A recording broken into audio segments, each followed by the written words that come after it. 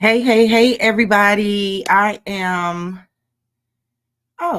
I am going live in multiple places right now. I'm doing this for one of my subscribers.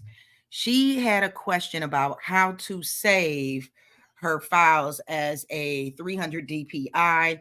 Photoshop has changed over the years, so I'm going to do a live demonstration of how I save my clip art into 300 DPI.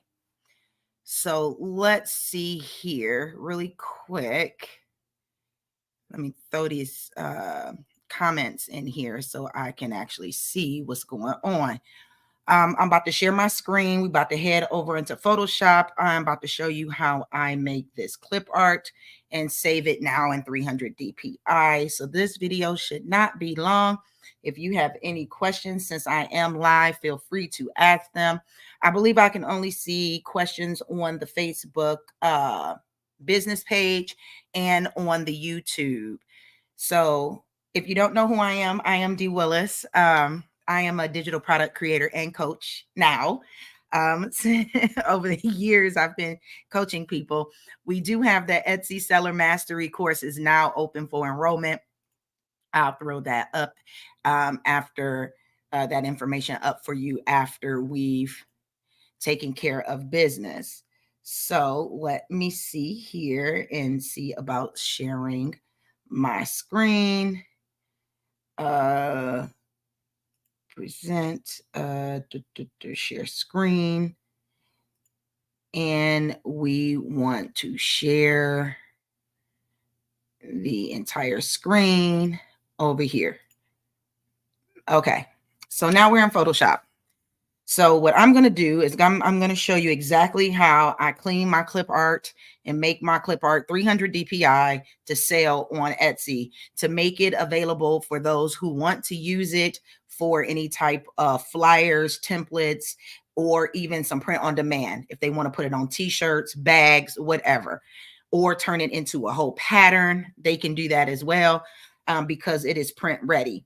So let me grab one of my clip arts that's not in 300 DPI already. So we're going to take this clip art here. Okay. So now what we're going to do is I'm going to open up a new file. I have my file saved, some templates saved for me. So I do my clip arts typically, especially pieces like this, in 1500 by 1500 DP with a 300 PPI, which is DPI. DPI stands for dots per inch. PPI stands for pixels per inch. It's the same thing. So I typically use my clip art, do my clip art pieces in this 15 by 1500. And that is a 5-inch by 5-inch. I also sometimes do them in a 3600 by 3600, but that's not necessarily clip art that I use for. That's for digital papers that are used for patterns and textures and things like that. But just small items or just individual types of clip art, then I like to use the 1500 by 1500. So I am going to click this right here because it's already set to the dimensions that I need. And I'm going to go ahead and create. Now, what I'm going to do is I'm going to drop one of my clip art pieces directly from wherever you got it from, whether it be Midjourney or whatever you use, DALL-E 3. It can be from there as well. So let's just drop this girlfriend in here. Hold on. Let me find her. And then we can get to doing what we need to do to customize her and clean her up and make her ready for sale. So let's drop her. Oh, she's already done, it looks like. We don't want her. We want somebody that's not done. We want somebody that's not done. So who can I get that's not done? Let's see here. Let me see if she's done. Okay, she's not done, but we can do her, I guess. All right, just for the sake of time. So she's on the screen. So this is our clip art. As you can see, it has a background on it. We don't want that background because we want to turn her into a piece of clip art by herself. So what we're going to do is we're going to come over here to our select tool, our object select tool. And as you can see, the image is automatically in the 300 DPI when I dropped it in at a 5" by 5" because I set this up to be like that, right? It was the template. So what we're going to do is do this object select tool. We're going to select our image here, as much of the image as we can. Hold on, let me start from the top. So we're going to go, I like to go the whole image. I'm going to select it. It's going to bring it in to where she is. Okay. We have a lot of white in this image, so it might take a little bit more time. But anyway, just for the sake of the video, we're going to do it just like this. All right. So now she's in, I turned on, let me go back and show you. Once we selected her, we went up to the select and mask. So now she's masked. So all of that white is now red. Okay. That's not going to show in the image. So now we just need to check her out. So we want to make sure everything is everything on her. So what our brush is over here, the refine brush tool, it'll get rid of some of the white. If I go ahead and turn this up just a tad bit, let's zoom in on her. You see these little pieces over here? We can like go in here and get into the hair without, and there's some little red strands on the hair because some of the hair has disappeared. As you can see in there, I'm shading it back in with the refine tool. We can grab some of this. I switched brushes to the brush tool because it's about to bring me back some color. Okay. You got to be careful with this brush because it can bring back some white that we might not want. I see some red in her hair, and that's just because of some, now you see a little bit of white that went up there in that area. We got to go back over to the refine tool, brush tool, and we're about to remove that white from between her hair, just like so. And now all of that is taken care of. Now, if we take a look at her earrings are a little see-through as well. It's not all the way done. So what we want to do is we want to bring that back. So I'm going to drop it down to a low pixel just so I can color within between the lines and keep her color of her earrings and the bling, like the white color that goes along with the earrings just because of the shine. It disappeared when we did the mask.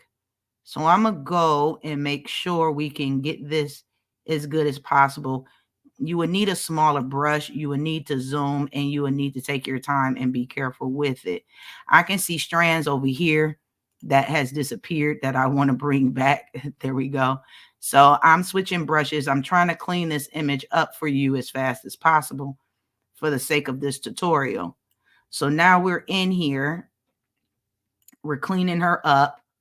We're going to go over here. I'm going to do the same thing. I'm going to bring this back. It is white because her the sun and the glare. Okay, just the way the clip art came out to give her some highlights, basically. And then it highlighted some of her earring. Okay, so we want to bring her earrings back because we don't want her earrings to be totally see-through, matching the background color that she would sit on. So that's why we are coloring in some of this earring here. So now she's pretty much taken care of. Okay. So we're going to slide this back over. Okay. So we have our model here. She's pretty much ready to go. Now pay attention to the color at the top. If I go and decontaminate the color, you can kind of see, look at her earrings. If I decontaminate, it kind of takes away some of that shine. If I take off the decontamination, it gives her some shine back. Okay. So we're going to keep it off just to keep the shine on her. And now we're going to press OK. And now she is looking like so. Okay. She's on the background. Everything looks good. So we're going to go to the select tool right here. We're going to go up here to the move tool, but we're not moving anything. I just like to get it off of that object tool. And then what we're going to do is, if I were to save this as a regular save, or if I was to save this as a regular save, as you can see, I don't get the option to save it as a PNG. If I was to go back and try to save it as like save as, I still don't get the copy of the PNG to make it a PNG to make the transparent background so I can sell this image online as a piece of art. Okay. Now, if you export this, what happens now is Photoshop strips the metadata. So if I was to export this file as a quick PNG or even export as and change it to a PNG, what's going to happen is it's not going to keep my clip art 300 DPI. It's going to strip all of the metadata I put up in here in this area, image size, this 300 resolution is going to take it away. So then if somebody purchases this, and if I saved it, well, I can't save it the way I showed you because it doesn't give me the PNG. But if I export this and save it as a PNG and I sell it, when the buyer uploads it, they're not going to see 300 DPI. It's going to shrink to a 72 resolution and they're going to be pissed. So we don't want that because we're selling this to make money. And we want our customers to return to us because we want quality artwork. So here's what we're going to do. Since Photoshop has all of these new things in there due to AI and everything like that, we're going to go up to the file and we're going to save a copy. Now, when you choose to save a copy of this, now you see it's up here. We have all of these options on save a copy. So we're going to save it as a PNG right here. We're going to do Chibi test 1. And then I'm going to save it to my downloads. So I'm going to save. We do not want to interlace this file. When you interlace a file, what it does is it starts to upload blurry and it becomes, have you ever seen any images that's blurry at first and then it gets clear later? That's what the interlacing does. We don't want that. It makes the file bigger for one because it has to render to 100% of the resolution of the image. So we don't want to do that, but we want the large file. So we're going to keep that large file. Yours might automatically say medium. If it does that, you can switch it to the large file. You can also save it as a medium size if you want. Me personally, I like to do large files because I make clip art for print on demand and other business owners. So I'm going to save this as a large file. Okay, so now it's saved right where we saved it at. We saved a copy as. So what I'm going to do is I'm going to get out of here and I'm not going to save. I'm going to take this image that we just did right here. We just did this. I'm about to drop it back in here. And now we're about to check the image DPI on it. See, 300 DPI. That's how you keep your images 300 DPI. And at this point, if you wanted to, because if you sold it just like this, if you wanted to, you can actually crop the image. So it's cropped in a little bit. It'll still be 300 DPI. So you can kind of make her smaller and just crop it and kind of keep her all together so she's not taking a lot of space on somebody's page, right? Or their project. And then we can do a save as, save a copy. We're going to save a copy. And now we're going to do this. And then we're just going to do the crop. I'm just going to add the crop because it's the same name. And I'm going to add the crop. It's already PNG. So I'm going to save it. I'm going to keep it the large file. And there we have it. It's done. So if I was to go out of this, don't save, and bring up that file again to test it, right? She should come in skinny and she should still be 300 DPI. Let's go check the image size. She's still 300. Okay, so that's how you do that. I know I've been away for a minute on my YouTube channel, but if you weren't aware, I actually have the Digital Creator Society that I've been in most of the time. It's on the school platform. It is a paid like community and they get all this extra training and coaching and live audits and all this good jazz. So, but right now what I just did is we created a course with inside the Digital Creators Society that's called the Etsy Seller Mastery from start to finish. And I'm opening up a brand new, what I did in that course. I opened up my 5th Etsy shop. Okay, so if you're trying to start making digital products for yourself and you need to learn, I will highly suggest you start on Etsy. Even if you didn't want to, if that wasn't the plan for you to even jump on Etsy, I would say it's a great place to start because of the fact you can test your products on Etsy to make sure that they sell or that people like them before you start investing money in a Shopify and driving traffic and paying for ads and things like that. It's a great way to see what is selling and what is not, considering Etsy already has the buyers coming there already. So you don't really have to pay for traffic when you're putting your items where the traffic is already, because Etsy is like a search engine and people are already looking for designs, clip art, digital art, things like that. So it's easier for you to kind of see what's working and what's not before you actually go pay monthly for a Shopify and start trying to upload, because you won't have traffic at that point. At that point, you need to build a following, do some social media, pay for ads, and now you're investing more money on products you haven't even tested to see if those products are hot or not. So I would advise that you do that first. And that's why I'm on my 5th Etsy shop. Each shop does something different, and I'm making passive income. I've built a portfolio of passive income, and that's just my Shopify shops. We're not talking about Amazon. We're not talking about info and low content products I have selling over there and affiliate income. So, I mean, guys, you can really create a digital product portfolio for yourself and have multiple streams of income coming in if you know what you're doing. And that's what the Etsy Seller Mastery course is all about. It's about setting you up, giving you the templates, giving you everything you need. The mock-ups are in there. It is hot. So you can check it out at the link that is scrolling across your screen. It is dwillis.com/ESM, which stands for Etsy Seller Mastery. And you can see if it's for you, because right now I did open enrollment for a short time. It will be open for you to join because it's live with me. I'm actually in there live doing accountability calls, making sure that you get results. And I'm telling you, the first cohort from the society members are already going through it. And well, they're almost done with it now. So, and they're seeing great results. Everybody, you can do this and make money in less than 30 days on Etsy with the proper training and knowing what you're supposed to be doing. And that's what we do in the Etsy Seller Mastery. So that way you can start producing some income to pay some bills. Now, let me see here. If you have any questions or comments for me, leave them below, because I think I can only see, by me streaming in 3 different places, I can only see comments from YouTube and the Facebook business page. Any other comments I won't be able to see. And let me do this here.